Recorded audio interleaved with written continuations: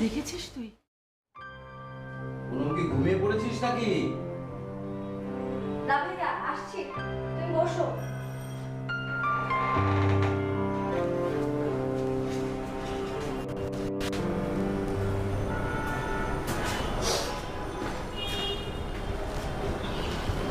Sorry, আমার ঘরটা খুব এলোমেলো হয়ে আছে।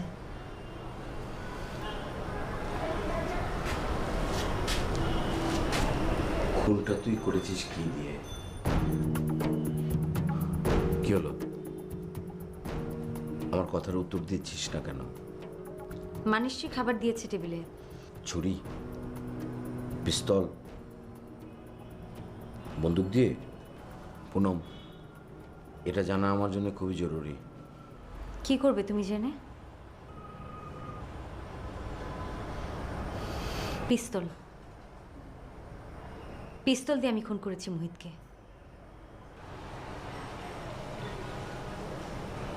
পিস্তলটা কোথায় পেলি? জোগাড় করেছি। তুমি কেন খোঁজ করছো বললে না?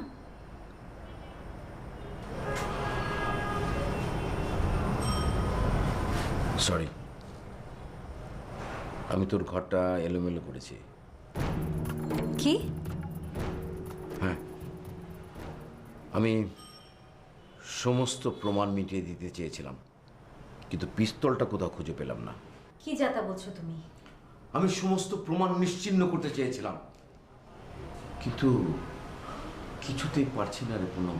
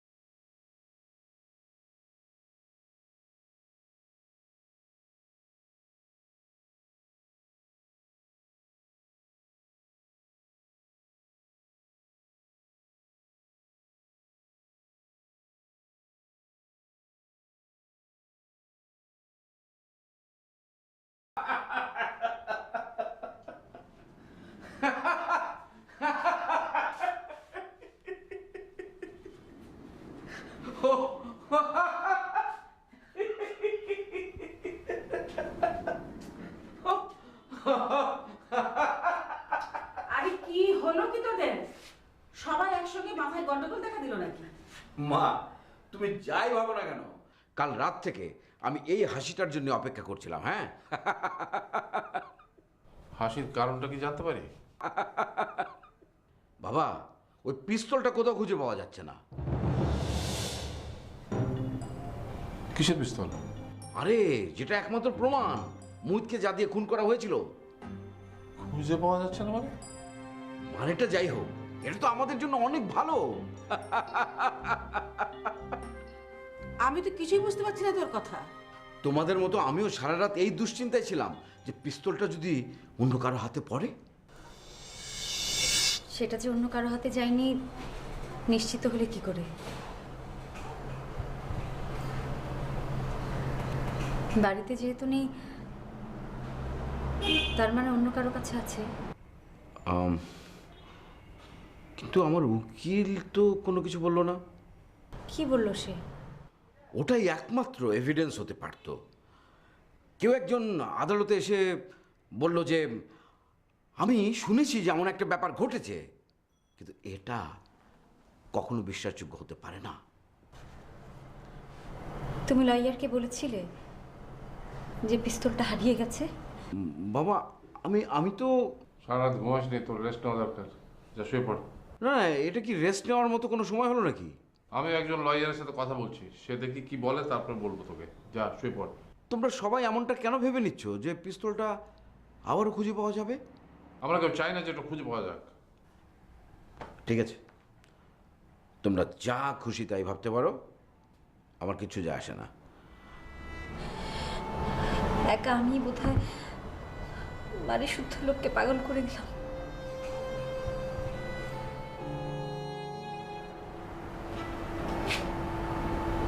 সারাটা রাত ঘুমাওনি তুমি, এমনকি একটা কথা পর্যন্ত বলোনি আমার সাথে। তোমার সাথেই তো ছিলাম বলা, এতটাই বেশি ছিলাম যে কোথায় কি ঘটে যাচ্ছে কিছু খেয়ালই করিনি। পুনমের এত বড় একটা ঘটনা, এবারে সবাই যখন এর বাইরে কিছু ভাবতেই পারছে না, আর তখন আমি আমি কিছুই জানি না। ছি, ছি, লজ্জা হওয়া উচিত আমার।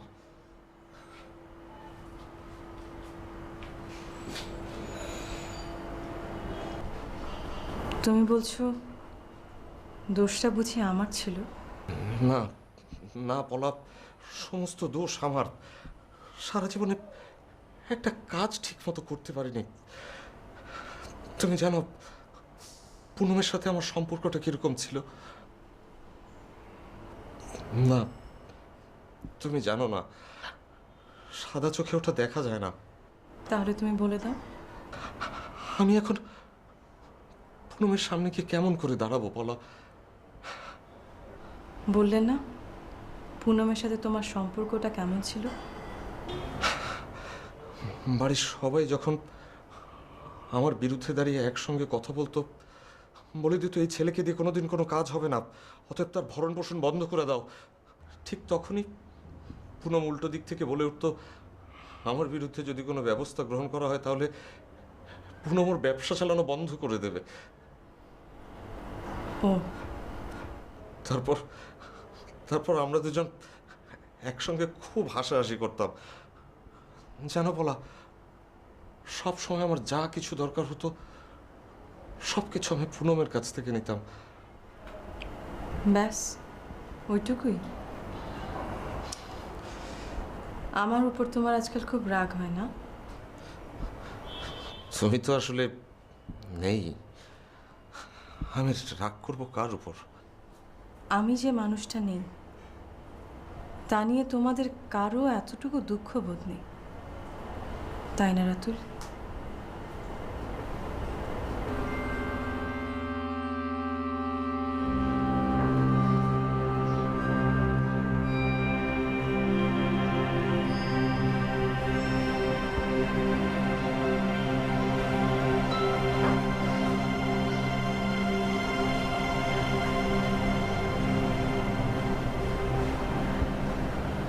কোনো কঠিন হিসাব মেলাতে ব্যস্ত নাকি তুমি চাচ্ছ?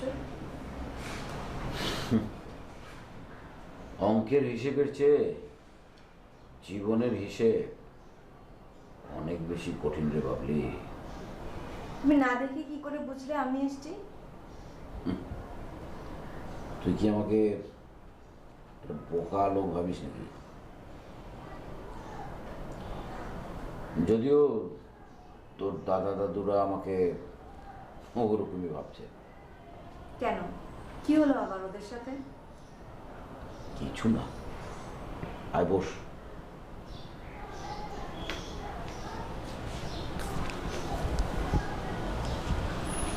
না, আমি তো পুনম যে পিস্তলটা দিয়ে মোহিতকে গুলি করেছে সেটা কোথাও খুঁজে পাওয়া যাচ্ছে না। তার মানে? হ্যাঁ, আমি তো এই কথাটাই সবাইকে বোঝাতে চাইছিলাম। একমাত্র তুই ছাড়া কেউই বুঝলো না যে প্রমাণ ছাড়া অপরাধের কোনো মূল্য নেই। তো এটা নিয়ে দাদা দাদির সমস্যা কি? ওদের কথা বাদ দে তো, কান্নাকাটি করেই তো সমস্ত সমস্যার সমাধান হয় না। তা ঠিক। আরে আমি তো বলেছি যে আমি নিজে এটা সমাধান করে দিচ্ছি, শুধু যদি ওই ভদ্র মহিলা। সে কিছু করবে না, সত্যি বলছি, আমার সাথে তার কথা হয়েছে।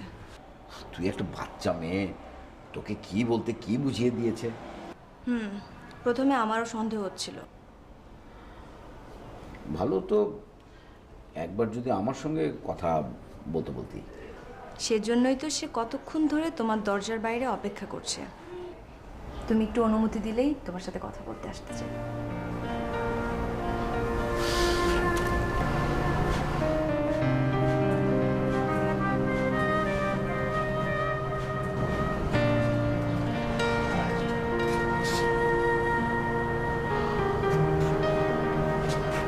আপনি যতটা খারাপ আপনি মনে করেছেন ততটা হয়তো নয়, এর জন্য হয়তো আবার ফিরে এসেছি।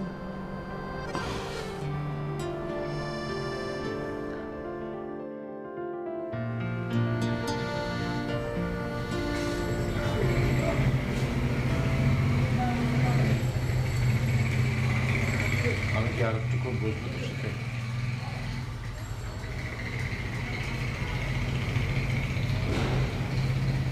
তোর মা একটা সত্যি কথা বলতো, সারাদিন আমি ব্যবসার পেছনে ছোটাছুটি করতে করতে সংসারের পেছনে সময় দিই। আর আজ মনে হয় সময়টা অনেক দূরে সরে গেছে।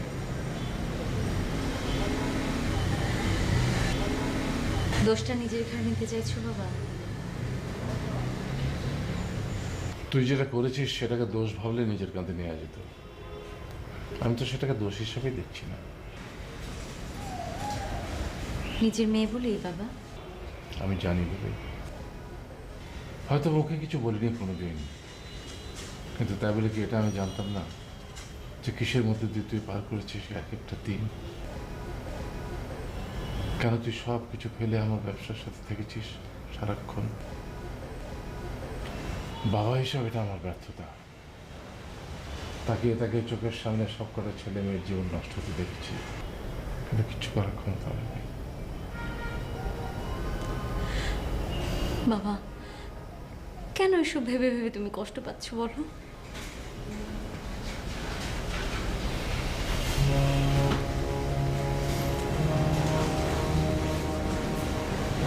কোথায় যাচ্ছ? যাই দেখে একবার ওকে সমস্যার কথা বলে কোনো উপায় খুঁজে বের করতে পারি। কোনো দরকার নেই।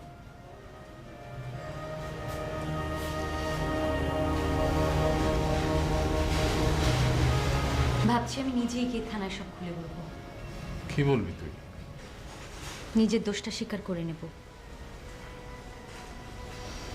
ভাইয়া যতই বলুক প্রমাণ পাওয়া যাচ্ছে না, কিন্তু আমি নিজেকে যদি থানায় বলি যে মোহিতকে খুনটা আমি করেছি, তাহলে তার কোনো কথা থাকে না।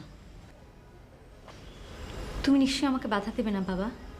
যদি এটাই তোর সিদ্ধান্ত হয়ে থাকে তাহলে আমি নিজেও তোর সাথে থানায় যাব।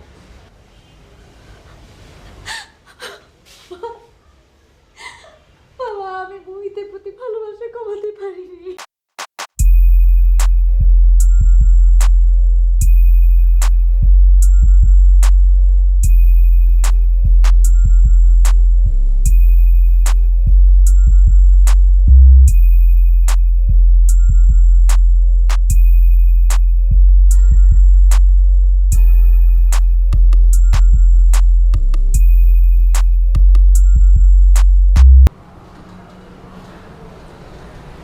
আপনি দাঁড়িয়ে আছেন কেন?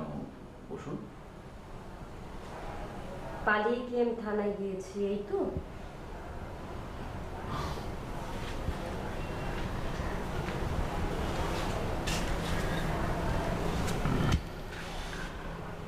আপনি থানায় যাবেন সেটা ভাবিনি। আপনি আমাকে খোঁজার জন্য যা করলেন, এর অর্থ কিন্তু অন্য কিছু দাঁড়ায়। আসলে আমার মাথাটা একদম এলোমেলো হয়ে গিয়েছিল, তো অনেক কাজেই ভুল হয়ে যাচ্ছিল। আপনি জানতে চাইবেন না আমি কোথায় গিয়েছিলাম? সত্যি সত্যি আপনি জানতে চাইবেন না? সত্যি সত্যি আপনি এই বাড়িতে যে আবার ফিরে আসবেন এটা কখনো ভাবতে পারিনি। আমিও যেমন ভাবিনি যে এই বাড়িটার প্রতি আমার কেমন একটা মায়া জন্মে গেছে। শুধু বাড়ির জন্যে?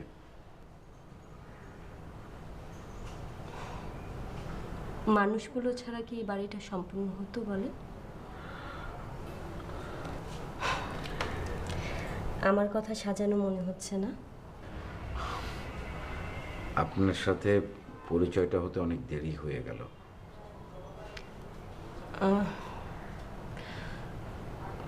মোহিত, মানে মোহিত খুন হয়েছে।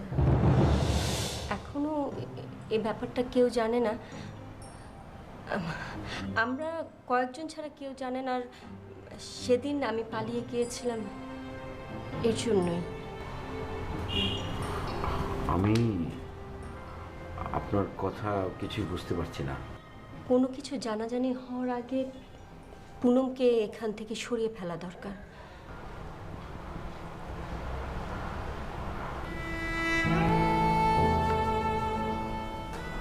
আপনি আপনি আমার একটা উপকার করতে পারবেন?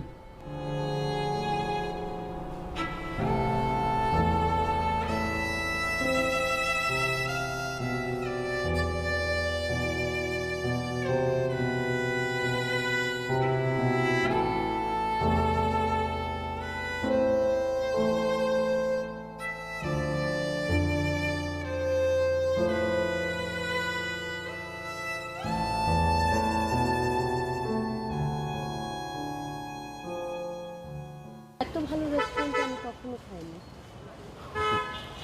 আমরাও না। তখন তো পকেটে পয়সা দিল না, তো এখানে বসে আমি আর শারমিন চা খেতে পারতাম পয়সা। তবে ওকে বলেছিলাম যে একদিন খাওয়াবো। তার মানে আজ আপনি শারমিনকে নিয়ে এসেছেন? আপনি মুখে যতই না বলেন, আমি কিন্তু শারমিন নই। চলে যেতে চাইছেন বুঝি? এটুকু করলেই বুঝি উপকার করা হবে? আমি আসলে এখনো সিদ্ধান্ত নিইনি উপকারটা আপনার কাছ থেকে নেব কিনা। তবে যে জানেন, আমার না কোনো বন্ধু নেই। দু একটা কথা বলার জন্যে অনেক সময় কাউকে খুঁজে পাওয়া যায় না। আমি আপনার উপকারটা করতে চাই। বন্ধু হতে না পারি, আপনার কথা তো শুনতে পারবো। কি অমন করে তাকিয়ে আছেন কেন? আপনি সিদ্ধান্ত নিতে পারছেন না, না? বলতে গিয়ে শেষে যদি বলতে না পারি? তখন আমি অপেক্ষা করে বসে থাকবো।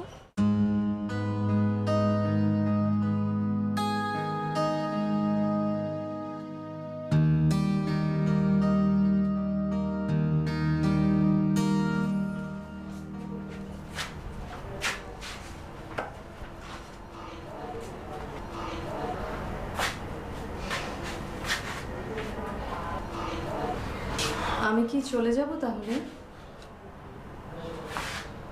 তুমি কি একটুক্ষণ একা থাকতে চাও? আচ্ছা বলো, বলো না পুনমকে কেমন করে বাঁচানো যায়। কি হলো, তুমি হাসছো কেন? আমি যেটা বলবো সেটা শুনতে তোমার পছন্দ হবে না, তাই। আরে বাবাকে বলেই দেখো না, তারপর পছন্দ অপছন্দ।